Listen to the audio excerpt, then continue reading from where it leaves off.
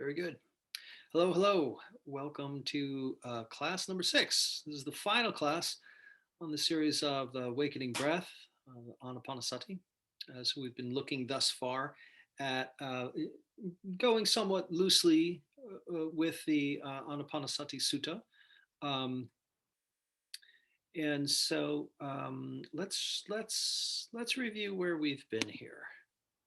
Um, okay, let's go to presentation.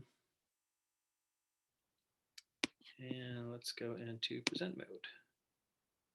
All right, this all good? Everybody seeing a loading screen? Okay, excellent. Okay, so welcome awakening to Awakening Breath number 6.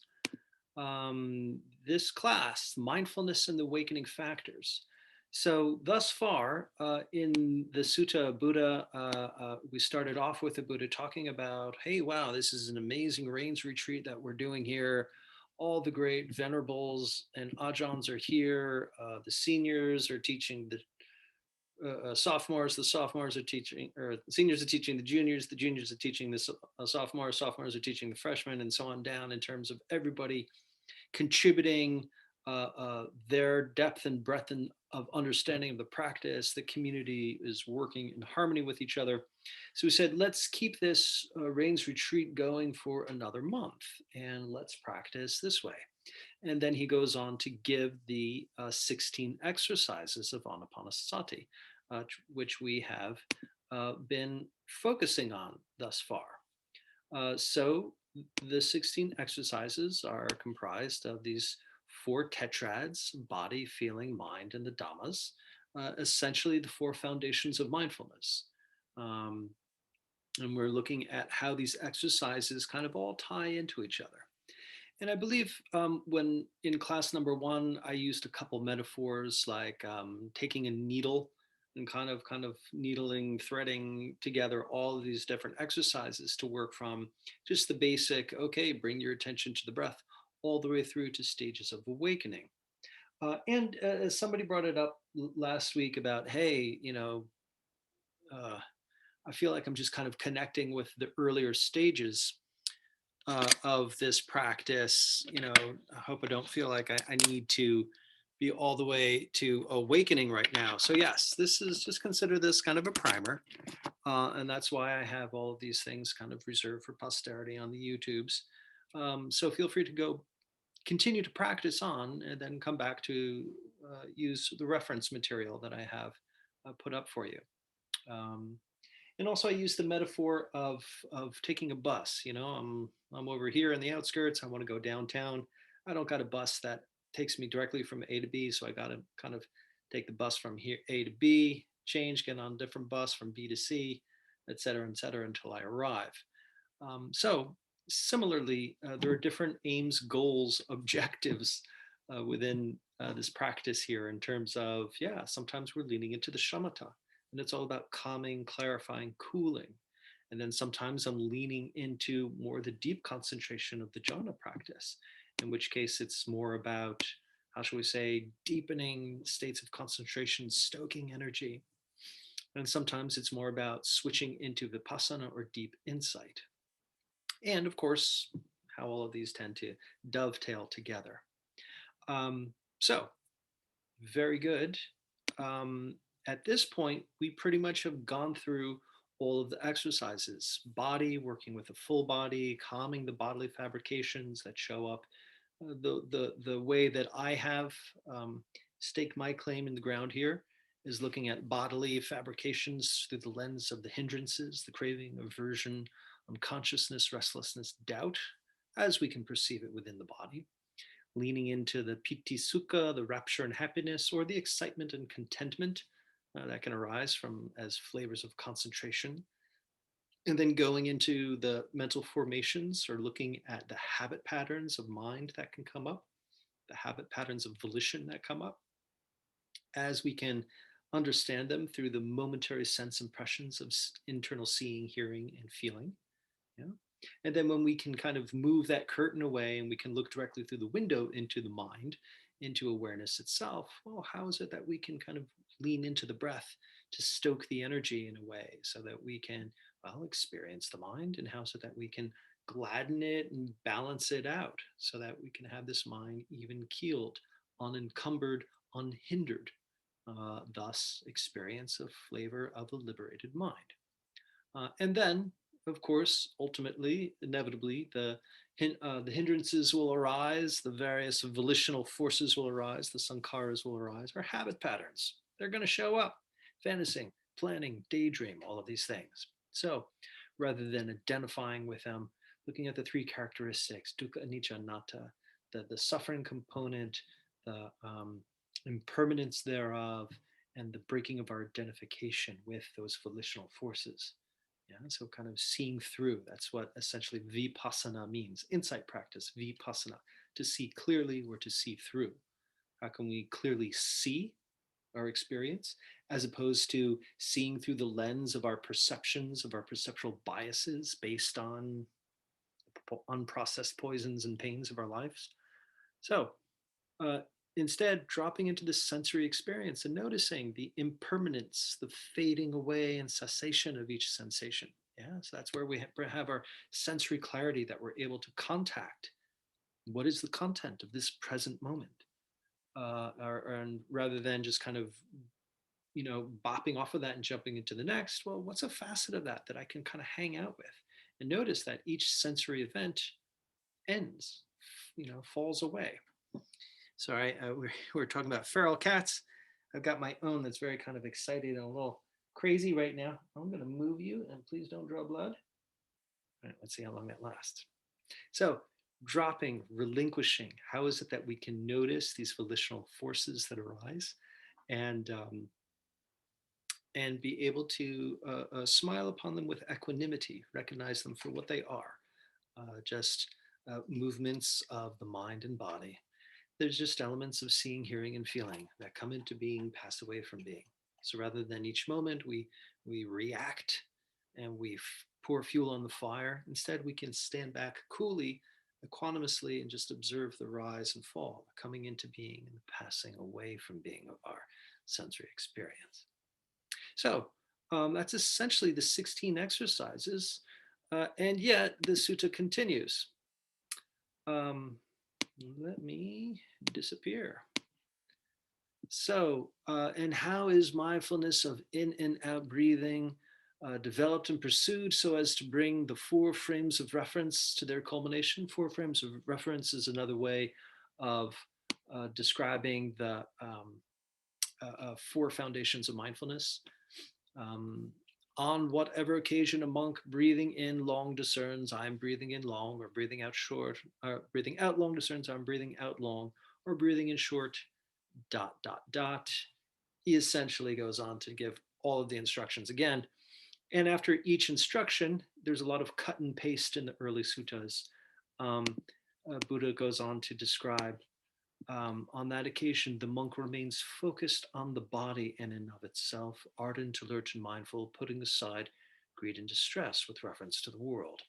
I tell you, monks, that this, the in and out breath, is classed as a body among bodies, which is why the monk on that occasion remains focused on the body in and of itself, ardent, alert, mindful, putting aside greed and distress with reference to the world.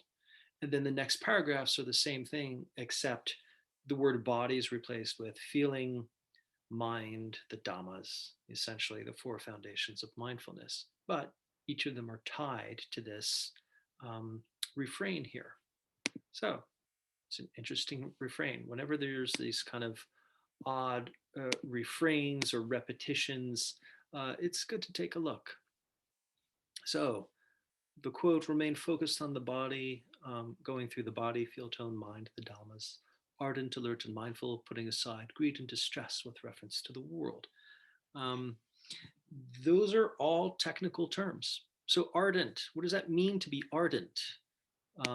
That's the English word chosen to translate atapa. Yeah, atapa here meaning the desire to avoid what is unbeneficial. Yeah, the desire to let go of said states and cultivate beneficial states. So what the Buddha is talking about is, yeah, let's go in and hang out with breath in the body and feel tone in the mind and the dhammas. But what's the attitude that we're bringing? Yeah. What are these qualities that we're attempting to cultivate? So ardency or atapa, the desire to let go of the unwholesome and cultivate the wholesome. So I don't know if we talked much about. Did I do that? Did I show that grid here? The grid of the uh, uh, right effort, probably recently because of the previous series I did on foundations of Buddhism when we went into the path factors. But one of the path factors of right effort. So if there's something unwholesome and I have an unwholesome habit pattern and it it isn't present for me, I should not go looking for it. I should not try to kind of bring it up. How often do we do that? Yeah. How often are we like, wow, it's a nice day. This is lovely. I'm calm. Something must be wrong. Let me look for it. And then we just go through the Rolodex file and then we pull out something that conjures up some anger, fear, sadness, and then off we are to the races. So the ardency piece is, yeah, no, don't do that. Let's not go looking for trouble if there's no trouble right now. And if there is some trouble, if I do have some unwholesome state or some unskillful state arising within me, I have some craving, aversion, unconsciousness, some anger, fear, sadness. Well, how can I relate to it in a way where I can relinquish? So I'm not just kind of sitting here just dousing it with lighter fluid, but instead working towards the relinquishing, the release. Yeah. So that's towards the unwholesome. And then the wholesome, if I kind of scan through this body, mind, and I got nothing wholesome going on. I've got no joy. I've got no equanimity. I've got no kindness. Well, yeah, go start working. How can you cultivate that? Yeah. How is it that I can relate to the breath, to this mind body process, where I can bring up a sense of acceptance, equanimity, where I can increase a sense of kindness, increase a sense of goodwill, of non harm, and so on down the line. And once it's stoked or present, how is it that I can sustain it? Yeah, so this is the training. So this is a training. Again, that's why I really emphasize practice, the meditation practice, and the threading of the meditation practice into life. So here it is, ardent, alert, and mindful, the ardency piece, relating to the wholesome and the unwholesome, the unskillful and the skillful. Ardent, alert, and mindful. Alert, English term chosen for sampajana, sometimes translated as clear comprehension or clear knowing of what? Clear knowing of these minds of the events of this mind and body. Yeah? Sometimes there is this lesser discussed connotation of knowing the impermanence thereof. Yeah? So we were looking at that last week. We're looking at the impermanence within our experience. The more that we can tap into the impermanence, then um, we can understand kind of that drop down menu of the three characteristics. Yeah. So the, the dukkha, anicca, anatta, the dukkha or the distress within what I'm relating to in the moment, how there can be, how the mind tends to want to fixate it into a thing and fixate the self concept into something that is seemingly solid.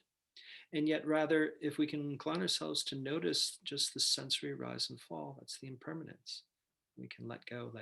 And in so doing, I'm breaking my identification. Oh, in this moment, I'm feeling really, really angsty, really agitated, really restless. And then the next moment, oh, okay, if I can just kind of hang back in awareness here, observe the sensations, and just know that, yeah, I'm subtly participating within that. How can I let go of this agitation? How can I let go of some of this frustration? How can I notice just that fading away of each of those waves of sensory experience? So, sampajana, ardent, alert, and mindful. So, mindful, the definition of sati is the Pali term. It was translated as mindfulness. Other people translate it as memory. Because as soon as the bell ring, how soon until we forget what we're doing and we're off into fantasy planning daydream? Can we remain? Can we remember the present moment? Can we remember these qualities that we're cultivating and working towards? So this mindfulness is the satipatthana practice, or the four foundations of mindfulness: body, feel, tone, mind, and the dhammas, as we're practicing with the Anapanasati practice. Also, there's mindfulness in terms of memory. Can I just remember to stay engaged in this present moment and not fall asleep and go on autopilot for all my reactivity to take over? And of course, there's mindfulness in terms of the mental factor. Can we really taste and be aware of? So this is one of the qualities or one of the metaphors that I want to lean into tonight. I've talked about it here and there about how the metaphor of the chef tasting the soup and being able to, within that taste, be able to discern all the ingredients that are in the soup and also understand maybe there's a little too much of this, maybe not enough of that, and thus that informs how the chef can, all right, what can we do to balance out this flavor, bring out a little bit more of this flavor in the way of ardency, of cultivating and releasing. So there's the mental factor of mindfulness. Can we taste, can we cultivate our palate to know when mindfulness is present? That one is probably one of the easier ones because we're usually aware of it in those moments of contrast.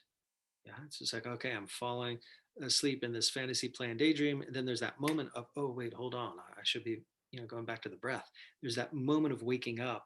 And we can see kind of the filtering out of the fantasy as kind of the wakefulness quality is coming up. And it's like, oh, that's mindfulness coming up.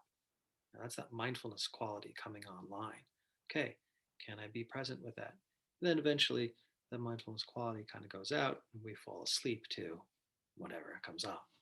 So it's the mental factor. This is what we're going to be talking a little bit more about tonight. Is the various pleasant mental factors or the awakening factors. So here is a mental quality of knowing what is in the present moment and with its goal in terms of the bigger picture.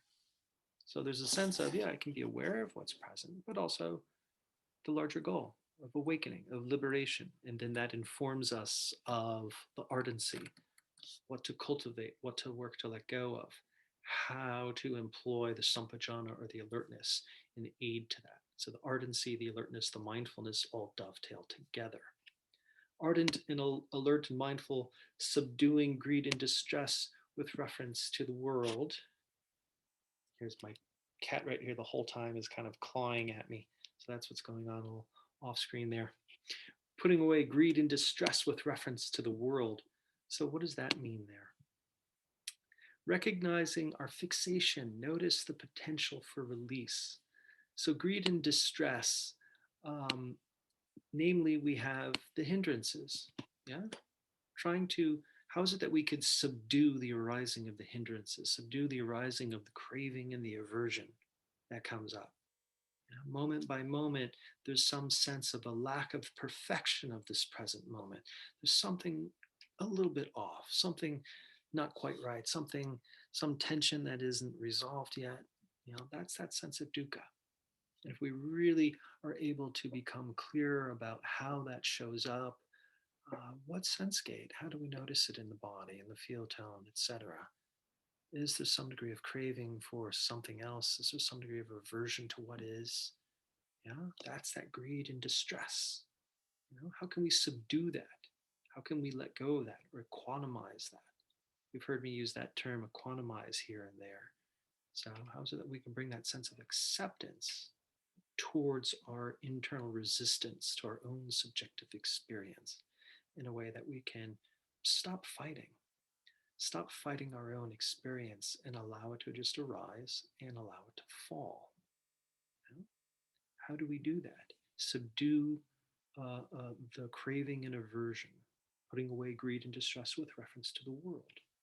So, with reference to the world, what does that mean? Only worldliness. If we only have a sense of worldliness, we're suffering from only our identification with the worldly gains and losses. So, what does that mean?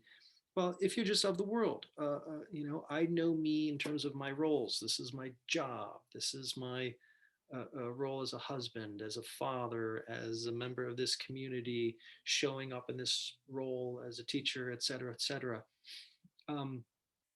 Within all of those roles, there's a sense of, how I'm showing up out there. And maybe within that, there's a sense of lack. There's a sense of not enough. And sometimes there's successes. and gains, and if I tie my sense of happiness to having successes and gains, then I'm really giving up my empowerment around being able to be happy, content within this world, because there's probably a whole lot more losses. I don't know how many people here have gotten exactly what they want when they want it to the degree that they want it. I would say for the majority of us, that's not how life works. And again, if we tie ourselves to, oops, if we tie ourselves, our happiness towards our gains and losses, then all of these losses comes in. It really affects this sense of self-concept, not being enough, not being good enough, not being worthy enough, not being, competent, etc., etc. So it's about worldliness and unworldliness. It's an invitation to cultivate this deeper relationship. So there's the, if all my relationship is the craving and aversion towards what's out there in life, and also worldliness in terms of craving and aversion around my senses, then I'm constantly fixating and needing and wanting and defending and pushing away. So in contrast to worldliness is the unworldliness, our relationship to our spiritual cultivation, our spiritual development. So ideally within all of these practices, we're kind of seeing through. I might show up on the cushion and be a little angsty, a little frustrated, a little agitated, a little grieving, and have a sense of loss. And then afterwards, or within that process, I can become clearer about those sensations, be able to tend to the heart in a way, notice my own defensive reactions and be able to subdue them, be able to cultivate the heart a little bit more towards friendliness and internally generated and directed compassion that can produce a sense of freedom from any sense of suffering identity attached to like those previous impulses. So it's this sense of putting away greed and distress with reference to the world. How is it that we can cultivate the practice in this way? Let's see. Okay, so text coming in from Pradnya. Based on the iceberg you mentioned in an earlier class, does putting away greed and distress / not identifying with dukkha a lifelong journey? So the iceberg metaphor, for those that don't remember or were not here for it, you tell me, Pradnya, if this is the same iceberg metaphor, but teacher of mine, Shinzen Yang, came up with this metaphor. The idea is Superman is hanging out in where does he go? His fortress of solitude there in the Arctic, and he's just kind of hanging out on a glacier, just kind of, I see him just kind of dangling his legs off, and he's just looking at this beautiful view of the ocean, but there's this iceberg that kind of gets in the way and kind of blocks it. So he uses his little ray beams from his eyes, and he just kind of line by line just melts it down, melts it down, melts it down. And for a brief moment, it's clear. And then, that top weight of that iceberg is no longer there. So that the next level of it rises up. It's a little wider, it's a little deeper. And so that talks about, well, sometimes when we're sitting, we can tap into something. We can tap into our internal habit patterns around craving and aversion, etc. Our habit patterns around dukkha and distress, and be able to work through them, gain a little bit of calm and concentration, and things feel better for a while. And then, boom, yeah, maybe that habit pattern returns, but it's kind of, we're experiencing it in a more deeper way. And our tools are a little bit more stronger. So what does Superman do? All right, now I'm just kind of starting again, melting, melting, melting until that's gone. And then boom, that's our job, is to just continue to work through until that iceberg is completely melted. Our job in this path is to continue to direct these tools towards, our habit patterns around suffering and discontent until, well, they're worked through. The poison and the unprocessed poison and pain has become sufficiently processed. Some of these habit patterns are, we gain insight and we're able to drop, we're able to cultivate more, how should we say, better habit patterns that incline us towards liberation. So there's this purification quality. So yeah, thank you for that project. Actually, that spotlights something I wanted to mention. There's a purification. Every time we sit and there's an itch, and rather than just kind of unconsciously reacting, then going back to it, instead by just being able to be aware of the sensation, just allow it. Whatever wants to expand, whatever wants to contract, and view it with this acceptance and non-reactivity. Notice our own sense of urgency arise, but we have the shamatha tools to take the urgency out so we can kind of cool off our experience. And then we can notice what it all pulls up, all of this urgency.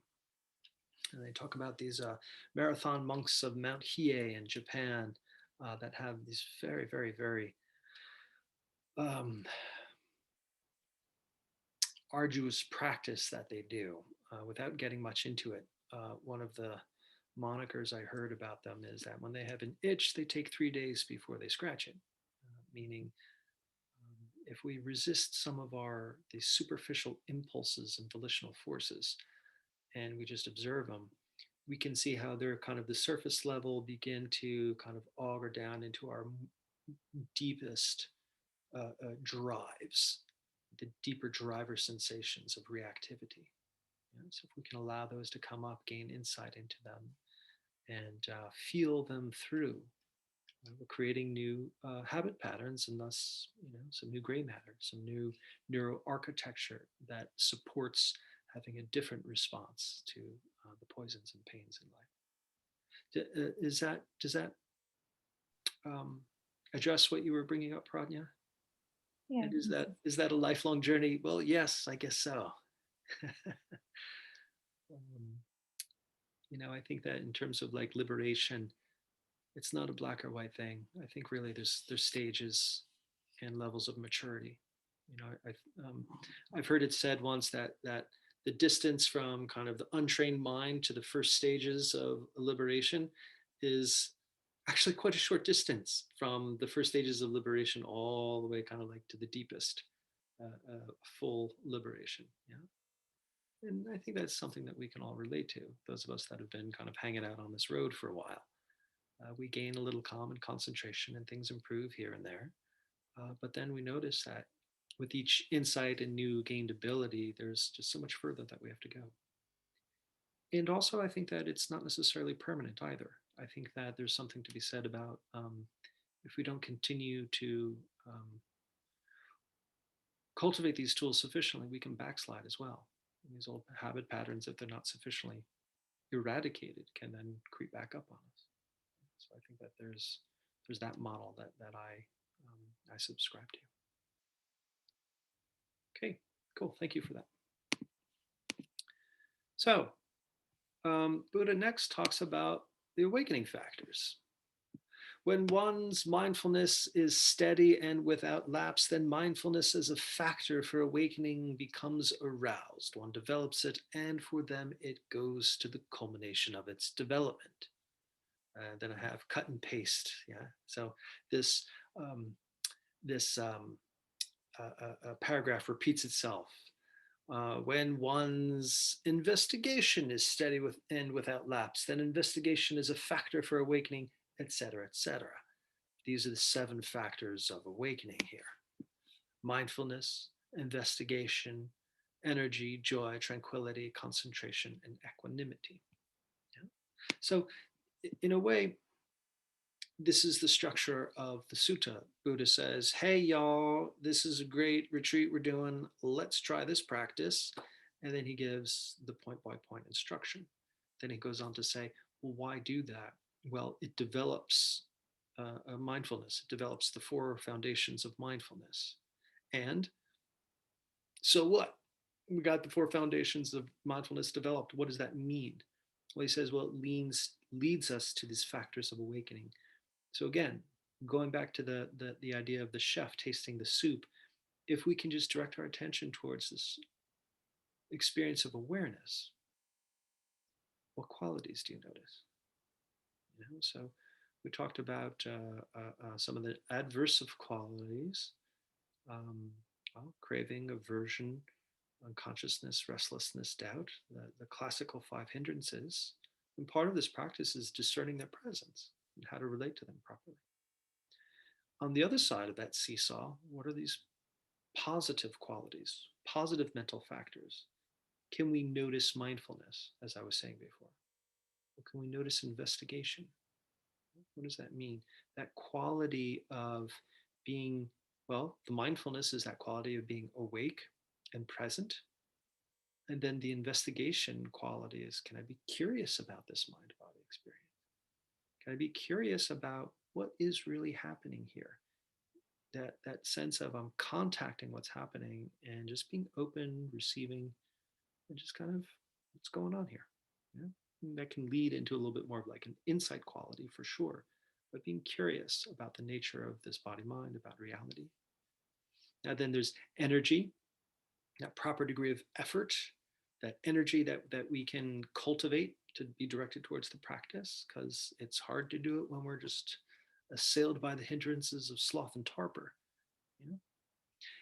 In contrast to joy or piti, we're talking about that, that energetic quality that we can cultivate. Um, and that would be correspond to exercise number 5 of the first exercise of Vedana Anupasana. Can we cultivate, can we stoke this energy so we can continue to kind of work at this? And then tranquility on the other side, passaddhi, the sense of being able to ease, concentration and equanimity. So, as always, whenever I come across these lists, at first there's a sense of, well, that's just a random bunch of words. How do they relate to each other? Let's put it like this. Um, so, those of you for whom participated in the requisites to enlightenment class, this might be a review. I just stumbled across this and I was like, you know what? I'm going to reuse this. So, here we have 2 Pantone colors. So Pantone, some people that might be familiar with that terminology, especially graphics working people, they're of course very, very familiar with Pantone, particular way of classifying specific colors. Apparently, I just found this out last year, every year Pantone puts out the color of the year. And last year, at the time of this recording in 2021, the previous year, 2020, was the second time that they said, you know what, we're going to say there's 2 colors within the year. Now, then everybody remembers 2020. It sucked. And so I think Pantone was aware of that. So they said, we're going to release these 2 colors as the colors of the year. Pantone 13-0647 called Illuminating, and Pantone color 17-5104 of Ultimate Gray. And they were saying that we like these 2 colors because we think this is what's needed. The illuminating color has these qualities of joyfulness, these qualities of this energetic upward positivity. And this is what we need in this time where everybody's feeling very, very challenged. And also the Ultimate Gray has these qualities of being grounded. During this time of being very harried and stressed and overwhelmed, let's kind of chill out a bit. Let's get grounded. Let's be able to settle in. Yeah. So it's kind of this balancing out. Pantone is kind of in their own way sending a message to the world. This is what we need. We need to kind of uplift ourselves a little bit and also chill out a little bit. And I was like, that's pretty cool. Because of the Pantone color illuminating has these qualities that they're looking at. These are the uplifting qualities within the 7 factors. Energy, virya. Let's just look at first joy, piti. Can I cultivate a sense of joy? Can I have a joy that is independent of conditions? There's this term, sabe soki soti huntu, early Buddhist greeting, meaning, may you be happy. Yeah? Howsoever, it's more than just a nice, yeah, may you be happy. It's really this wish, may you be happy independent of conditions. Yeah? So what I was talking about before, may your sense of happiness not be linked to what's happening in the world, towards your own gains and successes and losses and what have you. Can that be decoupled? And can you be able to, regardless of having what you want or not having what you want, still be able to cultivate within you this sense of joy? Yeah? So can we cultivate this sense of piti, this energy, this rapturous energy. That's one of the other ways that PT is described. So this is something that we're doing with this breath focus. We're cultivating this energy that has this pleasant, positive, hedonic tone to it. Then energy in terms of virya, we're directing that energy towards the intention of the practice. Yeah. So mindfulness, we're knowing what's going on in the present moment and also in the big picture. Within this practice, I'm stoking this energy and I'm directing it towards the practice or towards my own cultivation, in working towards liberation. And there's this investigation, there's this curiosity. It's just like, how often do we go through the day shut down? Like we know exactly what's going on and I don't like it. And that's that. I know what that is. Click. I'm going to dismiss it. Yeah? Rather than having that response to the day and ourselves, can we have this curiosity? No, I don't know it. Maybe I've walked down this hall 1,000 times before, but can I still be present and curious about this experience? Yeah. So this yellow side, illuminating, the color illuminating, has those qualities attributed in the Seven Factors of Awakening: the energy, the joy, the investigation, curiosity. Yeah? And then on the other side, the ultimate gray has these chilling out qualities, the tranquility. Okay, can I ease this urgency to be a little bit more tranquil? And the concentration qualities that we're cultivating in the practice, can I really kind of just hone down? This mind scattered, I believe when we're talking about chitta anupasana, or we're working within mind, there's that quality of ekagata, that faculty that tends to balance and coordinate mind so that everything's working in junction, everything's working streamlined together. That's one of the ways that we can look at this experience of concentration. Everything's kind of streamlined, focused, working together in harmony. Yeah. So this tranquility, concentration, equanimity. Equanimity is the English term for the Pali upekkha. Yeah. So one of the four Brahmaviharas, it's this quality of like a deep, deep abiding acceptance, this deep total permission for whatever is you're experiencing to be. Yeah. So when talking about allowing our subjective experience to rise and fall, it's that equanimity allows us to do that rather than rushing in and needing to push and pull in our experience. The equanimity is just perfectly allowing whatever needs to take place to take place. That's the equanimity. So the English term equanimity, I think, is actually works for it. Ecus animus, balanced consciousness, a state of being, having mental and emotional balance, even in the midst of being exposed to potentially destabilizing stimuli. So it talks about that mental emotional balance, which I think works also hand in hand with the upekkha. So here we have the joyful, energetic, and curious, to kind of uplift us. Then we have the tranquil, concentrating equanimity to kind of balance us out. There's those qualities, those mental factors, and of course the fulcrum, mindfulness. It all starts with that. Can I be aware? What does my mind need? I'm a little bit kind of sluggish right now. I'm a little bit sloppy. Okay, can I lean into the piti? Can I lean into cultivating that joyful quality? Can I stoke some energy? Can I really direct it towards kind of being awake and aware of what's going on? Yeah. So this mindfulness, I know what's going on. I'm kind of at the control panels. So again, the idea of the soup, the chef tasting the soup. Oh, I know the ingredients and I know what to add and to subtract. Same thing. Can I experience awareness and notice, oh, these qualities? I have a little bit of this, maybe I need a little bit more of this to balance out.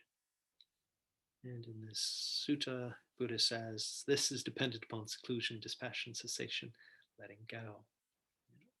I think that ultimately is where he's talking about in terms of seclusion, dispassion, cessation, and letting go or relinquishment. I think that there's something there about kind of ultimately what we're moving towards. So how does this work, the Anapanasati, in terms of the bigger picture? So this is what he's trying to do, is trying to map this out. We're doing these exercises. It leads us towards the four foundations of mindfulness. This is we're cultivating mindfulness within our body, within the feel tones, within the mind, within the dhammas. And that leads to, being able to have a bit more agency and mastery over what we can cultivate and relinquish within this mental um, experience within mind that inclines us towards awakening. So the mental factors, they say, well, if we cultivate them, they lead us towards awakening. And we can also look at it the other way. When we are in a deeply awake state, that's essentially the contents of mind. And in the end, he finishes it off saying, yes, and this is dependent upon seclusion, dispassion, cessation, letting go. So seclusion, we need to, from time to time, just kind of pull away and go inside. So we get harried out in the world. Oh, I got this deadline and I got to do this and I got to get on the road and And that's how the stress, that's how the urgency, that's stokes all of our dukkha. Yeah. So from time to time, we need to pull away from all that and go inward to be able to just be curious about this mind body experience. So the seclusion and then the dispassion. Yeah. Viraga, we are talking about that last week, of it, a sense of dispassion. I'm not getting caught up in this. I'm just going to allow myself to just kind of hang back a little bit. But it's not a cold dispassion. It's dispassion towards whatever it is that we're fixating and clinging. And this is so important in a way that's causing suffering. Yeah. How is it that I can have that equanimity towards it? Yeah. And then that allows towards the cessation and letting go. This is what we're looking at in the Dhamma Anupassana Tetrad, the fading away, cessation, and letting go. Moment by moment, oh, here comes a wave of anxiety. Well, guess what? That wave is also recedes too. There might be another wave right on its heels, but can I hang out and really be with that fading away and relinquishing, even as that new one is coming up? Yeah. It's entirely possible to really lean into the fading away components. A few times, and many of us here might have also had these experiences too, where we may be sitting in a cushion and have the experience of physical discomfort within the body and notice there's a wave-like nature, these different kind of impulses of discomfort. But we can have the sense of, oh, and then that wave is leaving, that wave is leaving. Yeah. So we can have that sense of noticing in each moment there's this relinquishing and letting go of that wave. And that can be translated to emotion, towards our mental fixation. So this is what we're looking at in terms of awakening through the lens of cultivating the factors of awakening that help through this purification process. So we are um, letting go of our old habits of reactivity and just being able to open up and turn towards what's happening. And also the sense of release, relinquishing what's happening. So one final thing, relating it back to the practice here. How is it that we can practice this? Well, let's go back. Let's go back to day one. Day one, when I was talking about the breath and noticing the pleasant qualities that can arise from breath. And as you can notice, here we have this circle of breath. Yeah. So we have the in breath, the top of the in breath, the out breath, and the base of the out breath. And here we have the two colors of illuminating and I forget, what was it? Basic gray, foundational gray, those two qualities, one that energizes, the other that calms. Yeah, so I've talked about how before there's this fractal nature of the practice. We can literally practice it linearly. Oh, this is exercise one, this is exercise two, etc. But we can also kind of, kind of dance through this practice as well. So even as we lean into the first exercises of Kayana Anupasana, of working with breath in the body, well, right there, the awakening factors are present within the breath. The in breath, many people report there's maybe a little bit of an energy or a joyful quality. Sir, awakening factors. The top of the in breath, some people report this kind of awakening sense where we can really kind of have this sense of a mental, of this clarity that gives us this curiosity, investigation. Yeah, on the out breath, there's that relaxation response of kind of honing and settling in. This concentration and tranquility may be available. The base of the out breath, that pause, there can just be this settled, accepting sense of equanimity, and it begins again. Yeah? So as we go through the breath and just really pay attention, it's very possible that these mental factors of awakening are present for us. So that's something that I want to just kind of leave out there as a way that we can, again, we're cultivating these states of mind that incline us towards awakening. And when we are awake, that's the ingredients of the soup. So just want to sensitize that for everybody tonight. Any questions about this before we get into the sit?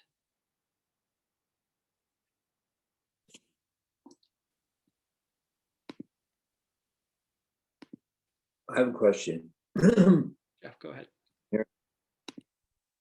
So when the Buddha was teaching these, this rather intricate sequence, was it like, okay, from 3 to 4 we're going to do PT, or this morning we're doing PT, like each one is new to the monks when they're learning this, and probably like me and others, my head is just swimming from the sheer number and their unique qualities. So was there a teaching method that was used that you would recommend for us to take away to try to make use of these? Well, that's a really good question. Being that we don't have a time machine, we don't really know. As my monk friend of mine, Dhammananda, he says, even if we try to follow the suttas to the letter, maybe at best it gives us a close approximation to something somewhere near in the neighborhood, kind of close to what was happening, but we just can't be sure. So on one hand, your guess is as good as mine. I'll tell you what worked for me though. I came across Anapanasati, a little later in my career, and at first I read through it and I'm like, yeah, I got all this. And I was working with that monk at the time, Dhammananda, and he was just like, no, dude, you don't. So we practiced it very linearly, So yeah, we're going through 1. Now we're doing 2.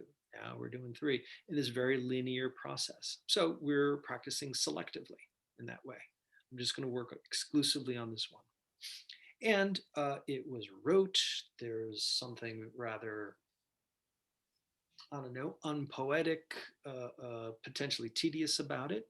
But then once that becomes internalized, and then you can see how they all kind of can cross link towards each other and such, then it's like, oh, okay, I can kind of,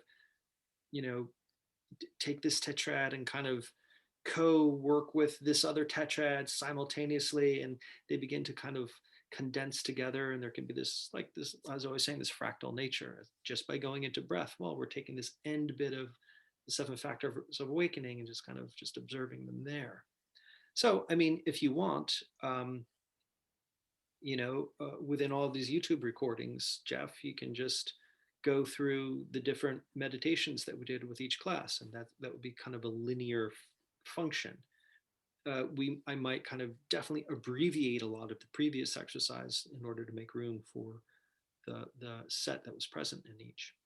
But I would suggest what worked for me was just doing it linearly at first until it becomes more second nature, and then we can become creative and playful within our experience, because we can look at it at first linearly, and then we can start to look at how there are Venn diagrams. At the core, all right, we're going in with breath, and by being in breath, we're in the body. But by being in the body, I can notice if it's pleasant or unpleasant. So now that body circle is inside of the larger circle of feel tone. Then now I'm with the feel tone and I'm noticing the pleasant, the unpleasant, the neutral. Well, there's some quality that is discerning that. Well, that's the mind. Now the mind circle kind of encompasses that. And I'm working with the mental fabrications. I'm working with the direct experience of mind, how to gladden and balance. And by noticing this, I'm noticing, well, there's certain qualities of mind, there's certain mental factors. So boom, now I'm in the dhammas. So there's this sense of like when you're in one factor, they're just kind of, encapsulated by the larger sense. So in a way, we can be at one exercise, but kind of like step out into the larger circle in a way. Again, I don't want to overwhelm with information as I sometimes do. But I'd say at first, let's just do it linearly until I'm a big advocate of just learning by rote exercise until it becomes second nature. Then we can throw out the rules and then improvise and become creative. But somehow it all works. I mean, looking at Picasso's career, his early stages, he was very representational. His people looked like people. And then later on in his career, he took all those rules of representation and throws them out, yet somehow he deeply, deeply internalized the deep foundational laws of aesthetics. So he was able to improvise, yet somehow it works because there were still the deeper rules he was adhering to. So in this way, let's go through the representational linear function. And then as time goes on, we can throw that out once we've internalized the deeper rules of mindfulness and awakening. I don't know if that was clarified or, or complicated. That idea, doing it that way makes it feel more manageable, palatable. For sure. Thank you. All right, thanks, Jeff. Okay, come to a comfortable upright position.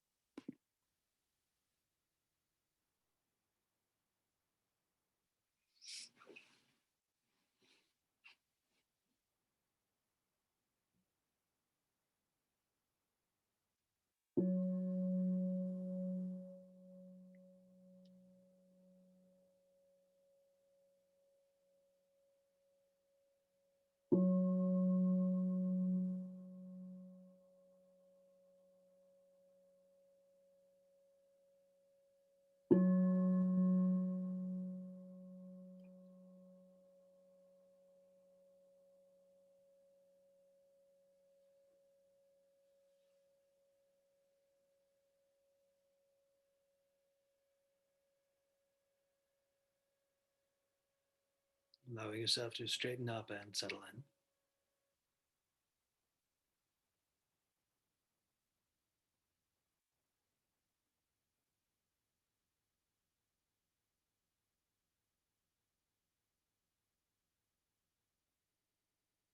We can begin to find our way towards the breath. Anchoring your attention to a part of the body actively engaged in breathing, be it the nose, throat, lungs, belly.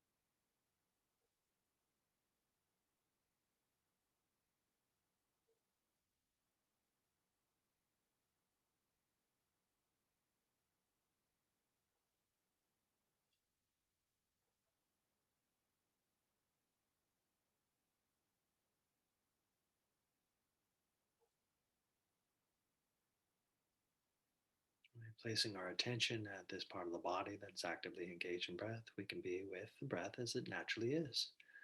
Noticing the inhale, the top of the in breath, the exhale, the base of the out breath.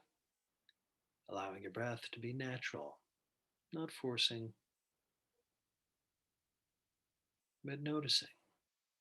Ardent, alert, and mindful.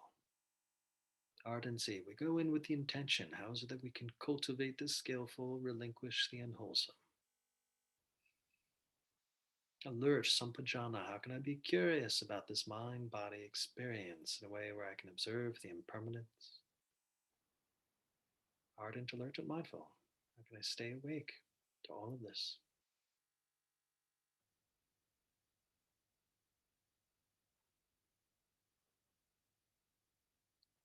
So, even from the first exercise, we can tap into the awakening factors on that in breath,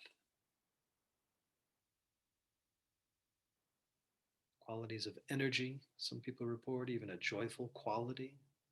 To whatever degree they're present, just notice them, make space for. Give yourself permission to experience the energetic and joyful qualities of that in breath.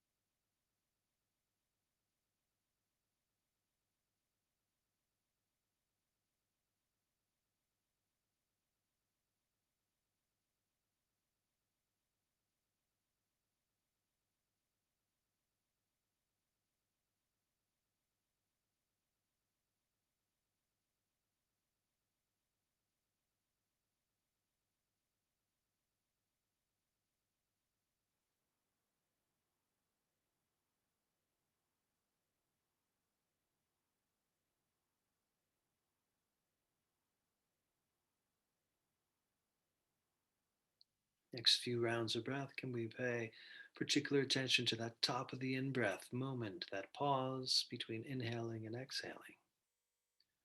Many people report a wakeful quality, that rise of energy and joyfulness gives us a sense of how it influences the mind to be awake and curious, or that investigative quality. In short, can we notice the wakeful, curious qualities that can potentially be contacted in that top of the in breath? Make space for it. If it's there, give yourself permission to discern them and experience them.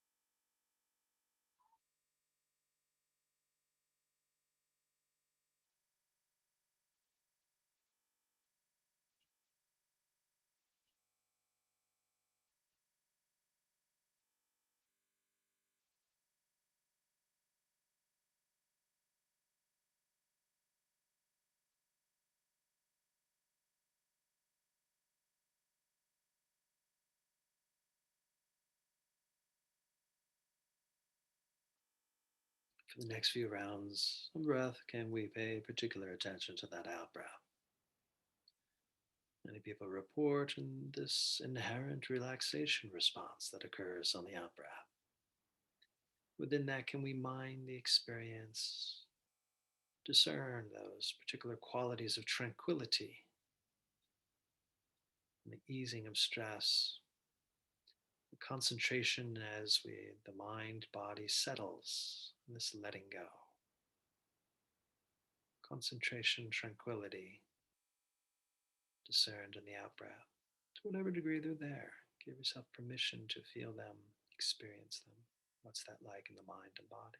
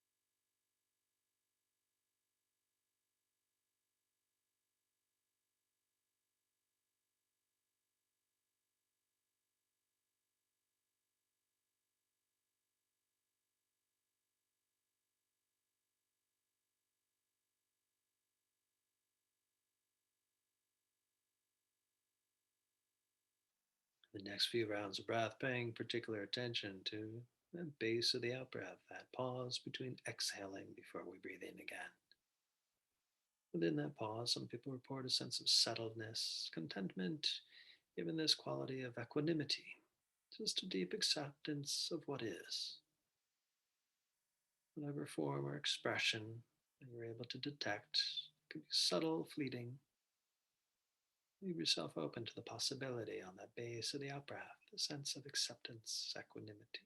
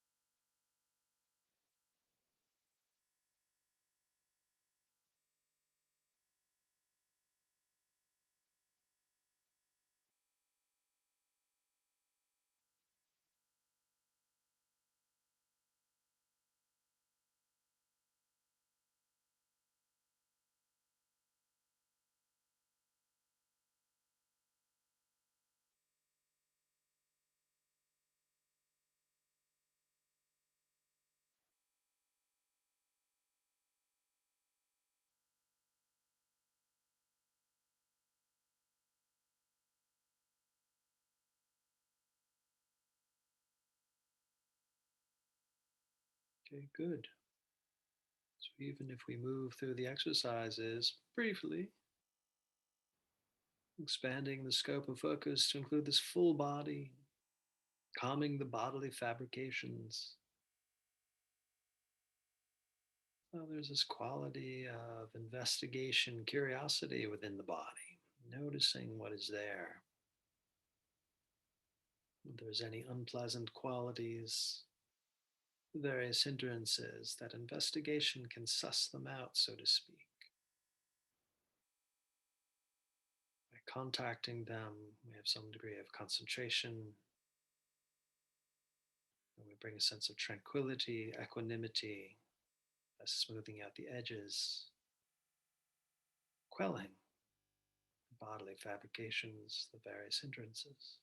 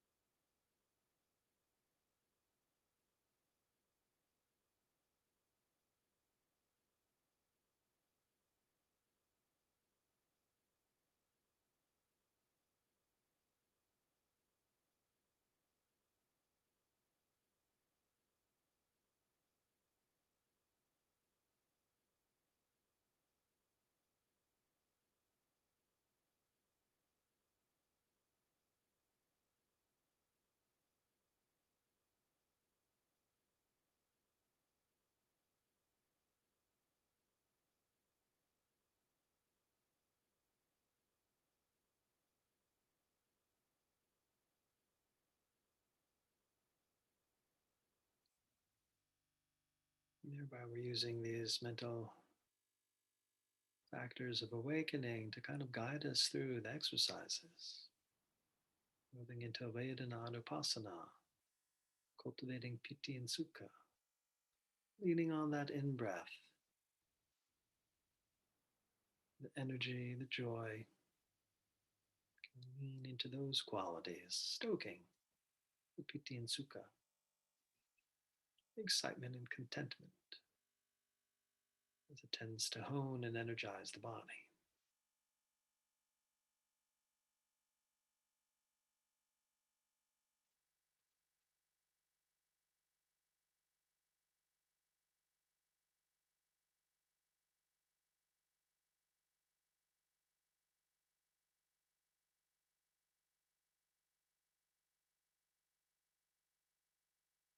So we lean into the in-breath qualities, that first half of the in-breath there. Notice how that influences the body, does, by prioritizing the pleasant qualities, the energetic qualities. Can we keep that going, creating this positive feedback loop?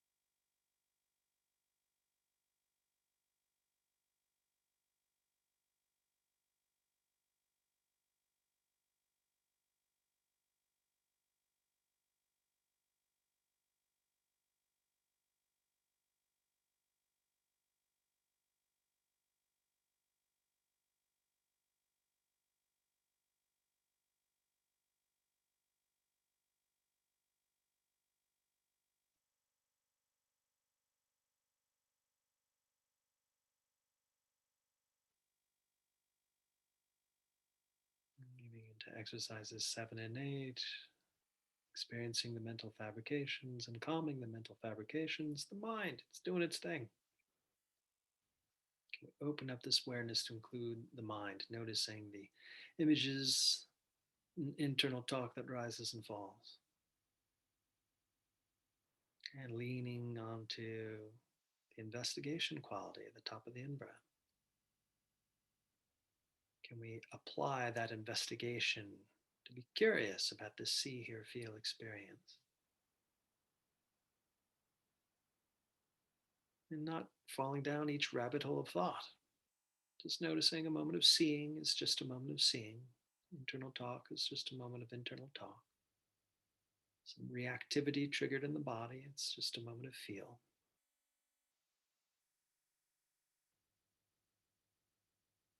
As the concentration, tranquility, equanimity pieces come in again.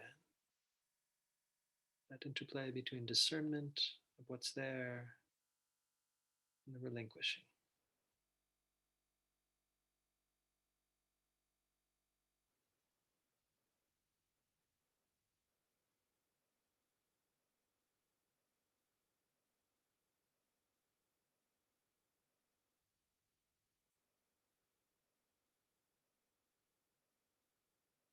Those moments of noticing mind, experiencing mind. We can gladden and balance, leaning again now back to the first half of the breath. To gladden the mind, leaning to the second half of the breath to balance the mind. So we're just kind of doing what we've been doing, but just observing this awareness, this faculty of awareness.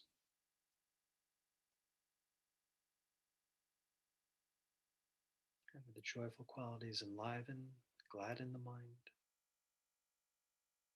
And the relaxing qualities settle and hone the mind.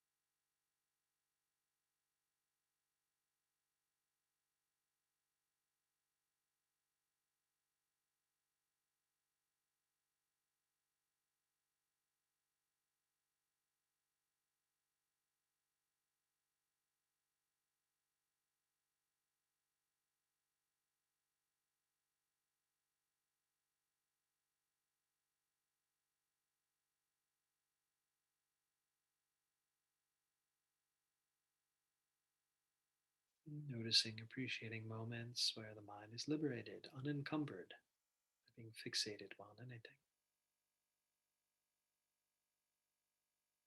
Whatever arises in the body and the mind,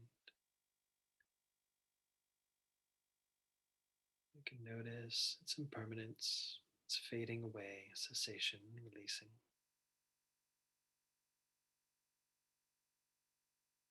The first half of the breath gives us those qualities to continue on, the energy, the joy, the investigation.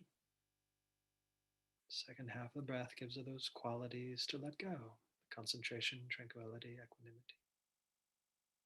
Just simply put, observing the rise and fall.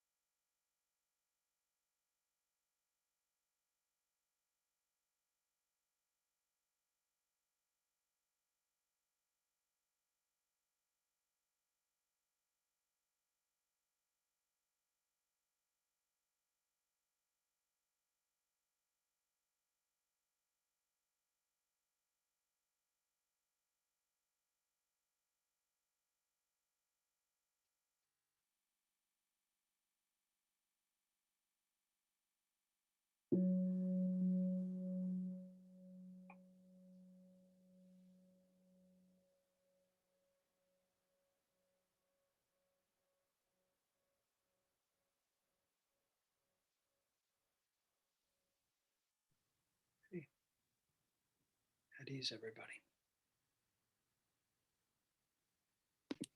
You go to the Buddhist teachings from the pull down, and it's among those. Okay, perfect. Thank you.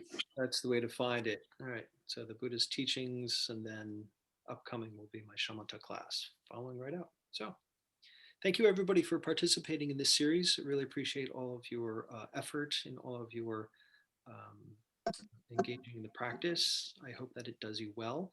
I hope that you continue on with it and it helps you move closer to an ease of dukkha and an increase of well-being. So we can end with the dedication of merit. By the merits of these acts and other such virtues, may we attain a liberation for the benefit of all beings. We bow before those who come before us on the path, after us, and to those who walk beside us on the path.